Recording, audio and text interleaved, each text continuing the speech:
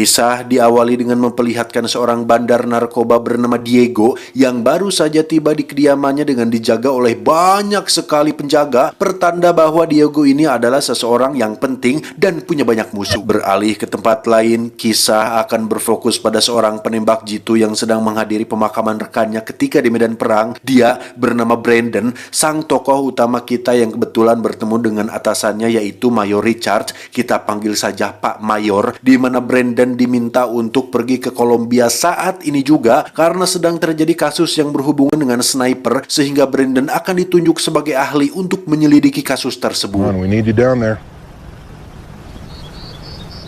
How's your Spanish? Shitty. Perfect. You're hired. Now where? Bogota, Colombia. Smile. We're going to Colombia.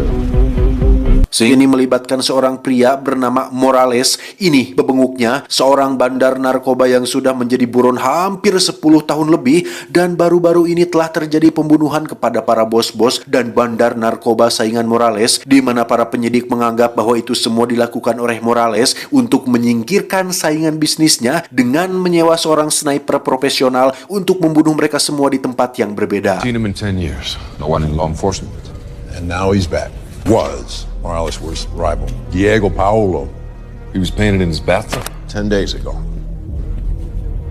Dan mari saya perkenalkan dengan seorang pimpinan DEA bernama Estrada. Ini orangnya. DEA itu singkatan dari Drug Enforcement Administration atau penegak hukum narkoba pemerintah. Ya, kalau di kita semacam BNN kali, tapi ada pasukan khususnya. Yang mana tugas Brandon adalah untuk melindungi tim DEA dari jarak jauh dengan didampingi oleh Santiago. Ini orangnya yang akan menjadi pengamat sekaligus pelayan Brandon ketika di lapangan. Operation moved up a day. We need to move on Morales tomorrow. Drone analysis, topography checks. Yeah, he's right. Otherwise, we can't back you. Study up and get some rest. Big day tomorrow. Singkat cerita, esok hari pun tiba. Brandon dan Santiago terlihat sedang asruk-asrukan di antara ruyuk erih, sementara Estrada dan rekannya Mas Kumis baru saja tiba di lokasi dan turun sekitar 1 kilometer dari rumah target, kemudian mengambil jalan memutar supaya penyergapan ini tidak ketahuan. We were in position and holding scope. We got a 300-degree view. Di kantor sendiri, Bapak Sersan kedatangan seorang agen khusus bernama John Sampson. Ini bebenguknya yang diutus oleh Departemen Keamanan Dalam Negeri untuk mengawasi dan mengamati jalannya misi ini. Make the party. How we doing? Well, with a little luck, within a few... Kembali ke lapangan, Estrada dan tim nampak sudah dekat dengan rumah target yang dengan semua persiapan seperti drone, pasukan bersenjata lengkap, tim pelindung jarak jauh, dan lain-lain. Harusnya misi ini berjalan lancar tanpa adanya kendala yang serius. Tetapi ketika tim 1 diperintahkan untuk masuk ke dalam lebih dulu, tiba-tiba...